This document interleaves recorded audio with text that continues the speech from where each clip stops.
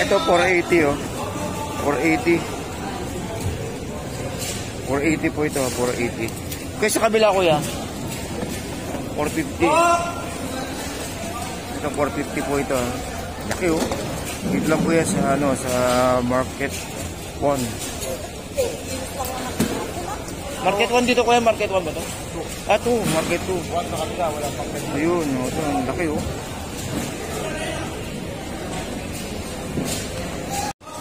Okay. Ito 450 oh. Ganda na yan. Lambulan, bakla, lalaki, babae po. 450 ko yan oh. Simula to, malaking payat. Malaking payat, malaking ano.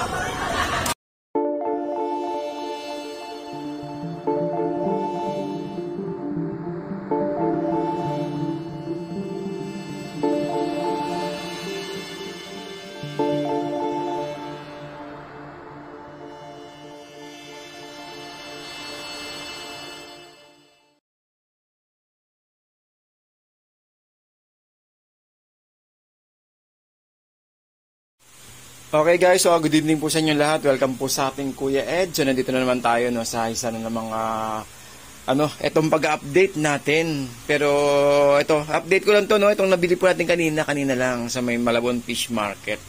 So nakita niyo naman kanina guys no, na bumili tayo ng ng videos. Pinakita ko yung video natin no, na nakabili tayo ng pampano. So kasi pinagtanong sa atin, Kuya Ed, magkano ba yung kilo ng pampano sa may Malabon? So ito na po. So nagtanong tayo kanina at dahil na paaga yung pagpunta natin, may mga nagsasabi na mamaya-maya pa daw. So nagantay tayo hanggang alas 7 at pinalad naman tayo na merong nagbukas na isang tindahan or konsignasyon. Doon po ayun po yung may bungad po ng ng Malabon, sa may Malabon Fish Market. So ito po yung binili po natin na na defrost na, malambot na. So ito po yung nabili natin na na pampano. Grabe, laki oh. Ang laki guys oh. Talagang solid. Ganda. So ito, nabili natin to ng 250 pesos ang isang kilo. So ang sarap nito. Sweet and sour o kaya prito. Sarap nito. Ito yung hasang guys oh. So sa mga nagtatanong, baka may magtanong sa atin dahil frozen itong pinapakita natin. Opo, frozen po itong pinapakita po natin kasi itong mga nakarang araw kasi lagi natin pinapakita ay hipon, pusit, alimango, bangus, tilapia, kung ano-ano. Pero may nagtanong sa atin may nagtanong sa atin kung magkano daw ba yung nung pampano.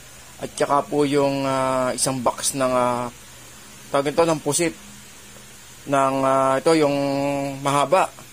So ang update ko po kayo sa pusit, ang presyo po ng pusit is 1980 ang isang box po niya, 17 kilo.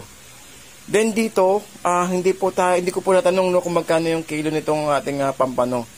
Pero ang po nito, ang binigay po sa akin na presyo kanina, dahil sabi ko baka naman pwede makaamot kahit 2 kilo. Pinagbigyan naman ako guys no. So yun shoutout sa may harapan ng ng Malabon Fish Market at pinagbigyan tayo 2 kilo. Okay, so ito solid, ang ganda oh. 250. Grabe, lupit. Ang gandang sarap nito. Lalo pag ginawa nyo bigat laki. 250 pesos guys 250 pesos po ang halaga nitong pampanong nabili po natin. Ganda, lupit oh. Then sa mga nagtatanong at I'm sure may magtatanong sigurado nito So yun lang po. Pwede nyo po akong i-message through PM sa mga presyuhan.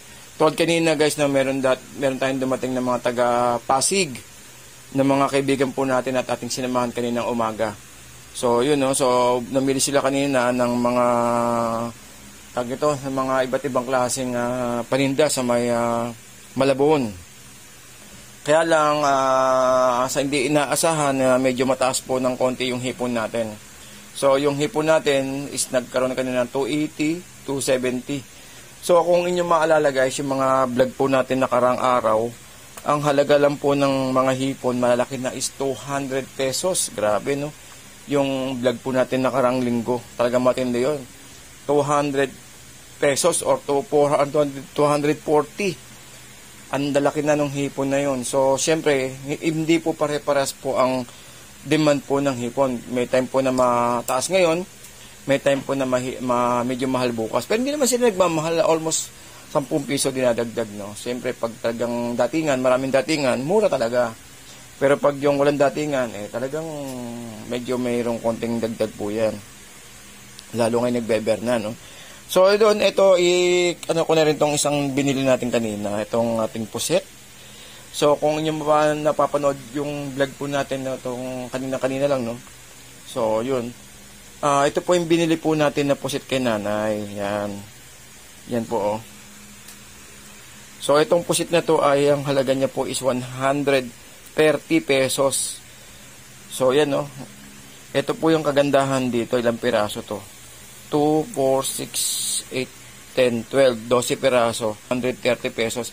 Ito po yung masarap po siyang i-adobo. Yan, no? Lagyan nyo ng, igisa nyo ng kamatis, sibuyas,